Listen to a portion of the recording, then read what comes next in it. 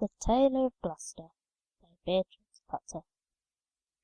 In the time of swords and periwigs, and full-skirted coats of flowered lappets, when gentlemen wore ruffles, and gold-laced waistcoats of bordeaux and taffeta, there lived a tailor in Gloucester.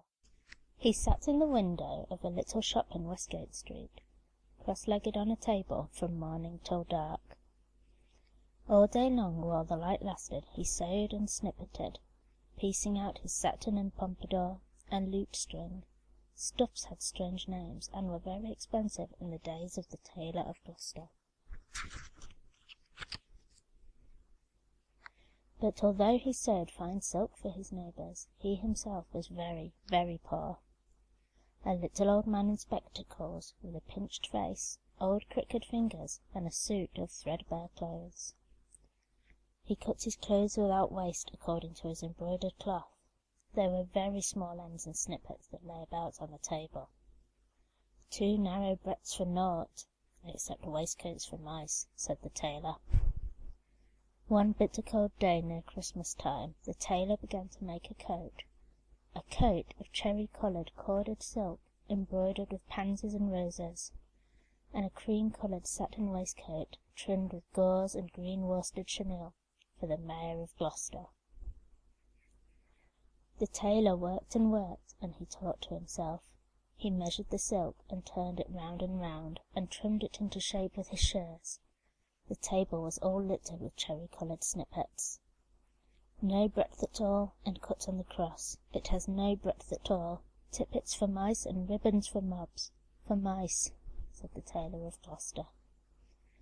When the snowflakes came down against the small leaded window-panes and shut out the light, the tailor had done his day's work. All the silk and satin lay cut out upon the table. There were 12 pieces for the coat and 4 pieces for the waistcoat, and there were 4 pocket flaps and cuffs and buttons all in order. For the lining of the coat there was fine yellow taffeta, and for the buttonholes of the waistcoat there was cherry-coloured twist.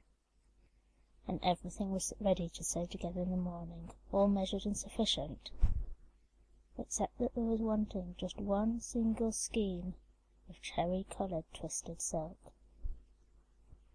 The tailor came out of his shop at dark, for he did not sleep there at nights. He fastened the window and locked the door, and took away the key. No one lived there at night but little brown mouse, and they run in and out without any keys. For behind the wooden wainscots of all the houses in Gloucester there are little mouse staircases and secret trapdoors, and the mice run from house to house through these long narrow passages.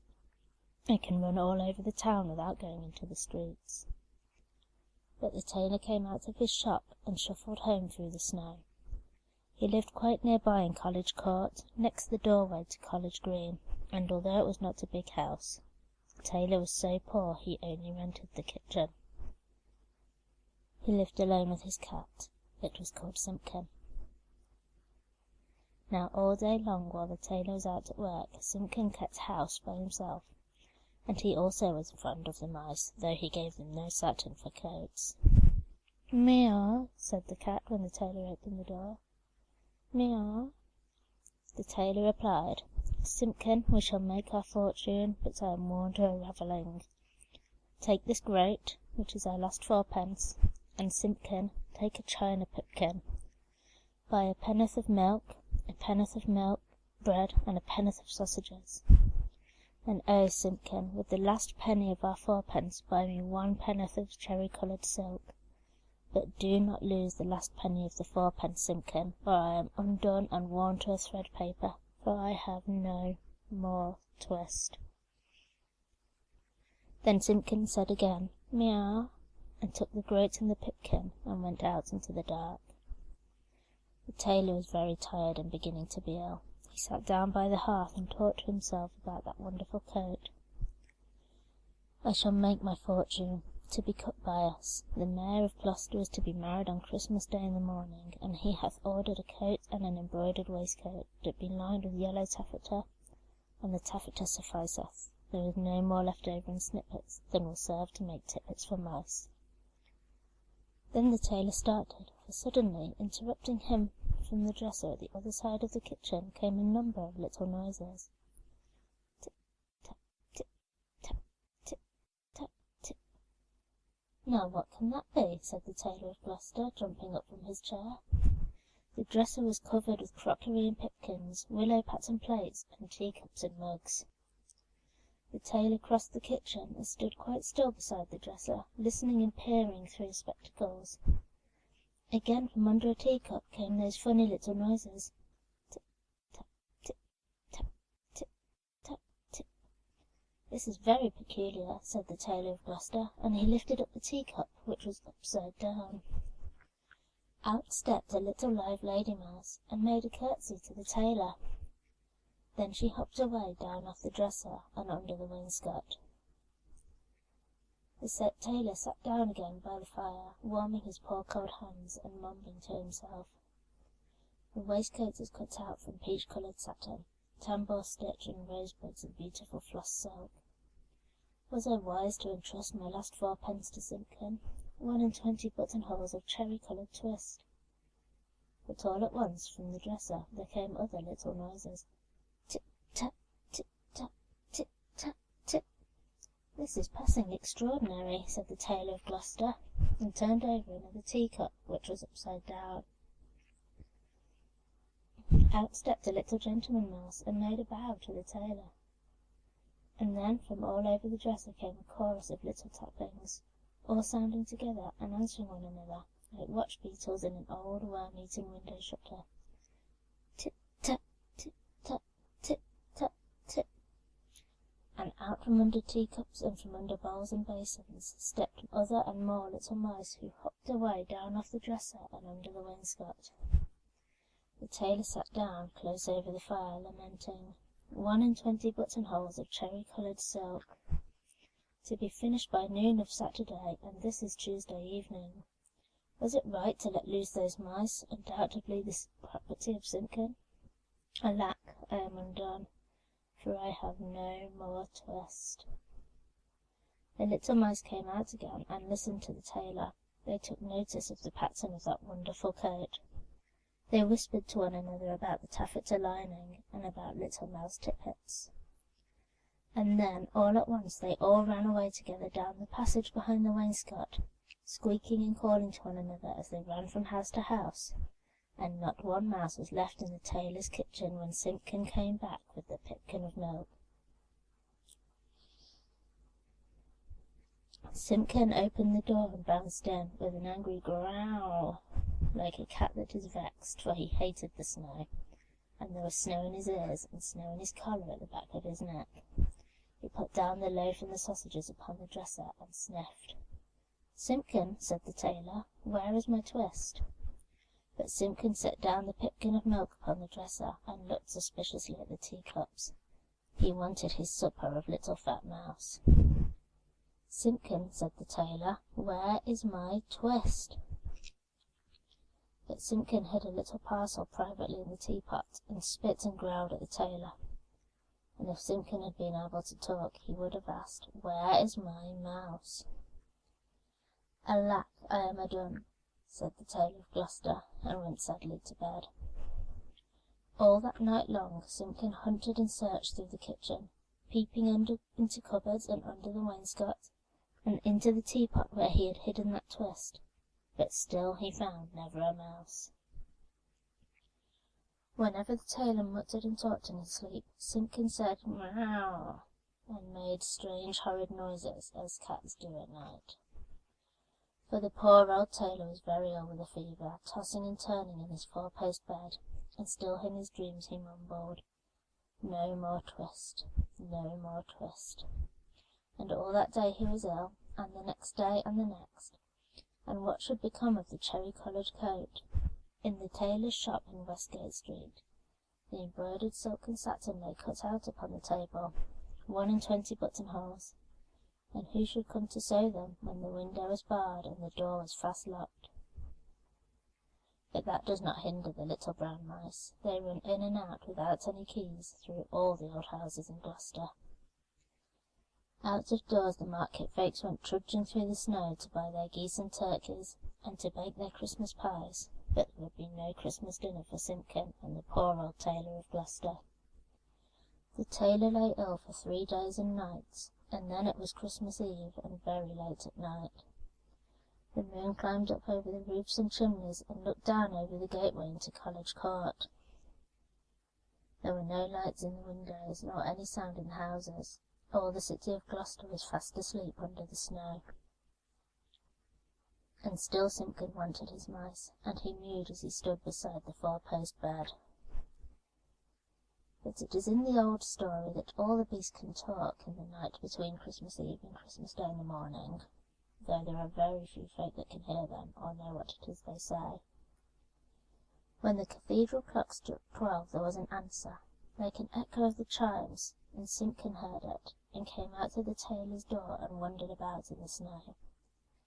From all the roofs and gables and old wooden houses in Gloucester came 1,000 merry voices singing the old Christmas rhymes. All the old songs that I have ever heard of, and some that I don't know, like Whittington's bells. First and loudest the cocks cried out, "Dame, get up and bake your pies."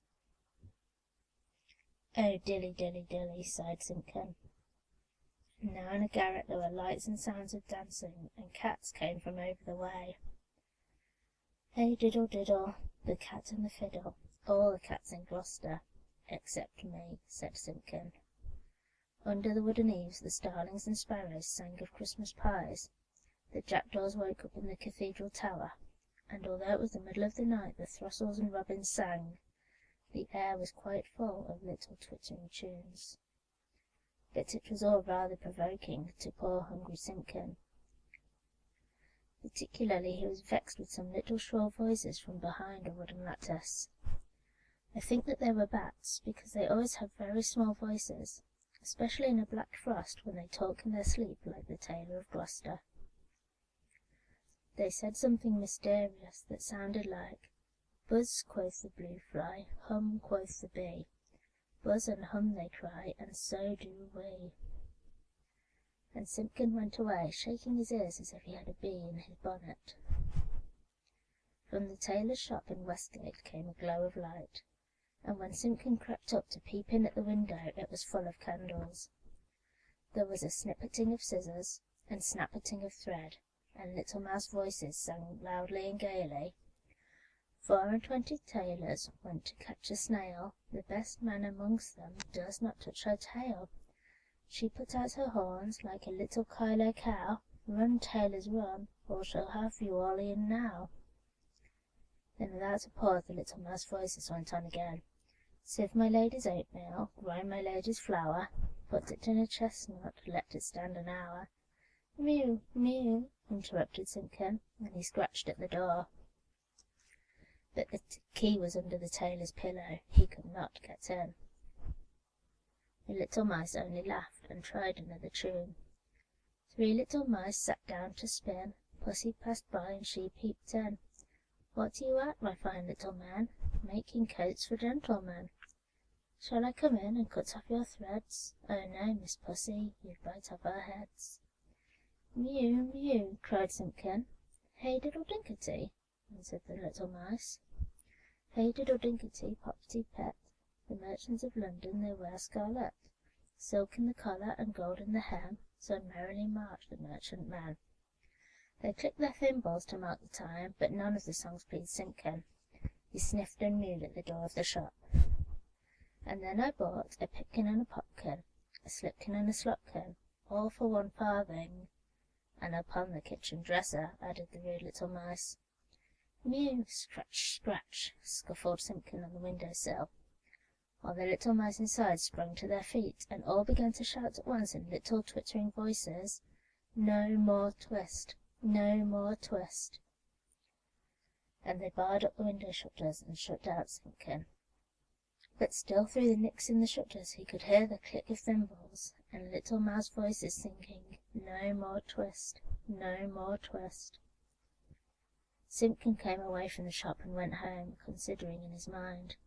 He found the poor old tailor without fever, sleeping peacefully. Then Simpkin went on tiptoe and took a little parcel of silk out of the teapot. and looked at it in the moonlight, and he felt quite ashamed of his badness compared with those good little mice. When the tailor awoke in the morning, the first thing which he saw upon the patchwork quilt was a skein of cherry-coloured twisted silk, and beside his bed stood the repentant Simpkin. "Alack, I am worn to a ravelling," said the Tailor of Gloucester, "but I have my twist."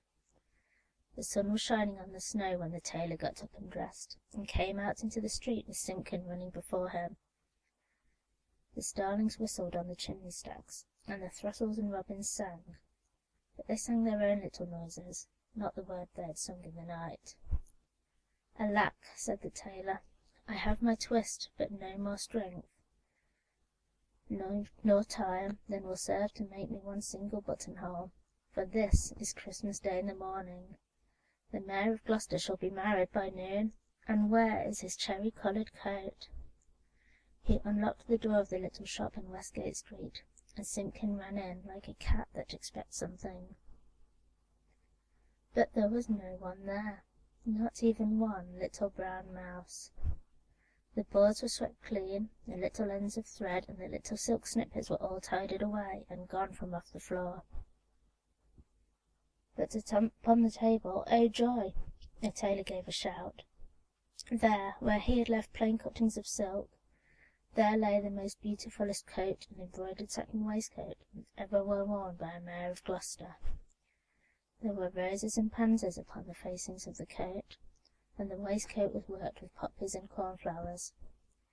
Everything was finished except just one single cherry-coloured buttonhole, and where that buttonhole was wanting there was pinned a scrap of paper with these words, in little teeny-weeny writing, "No more twist."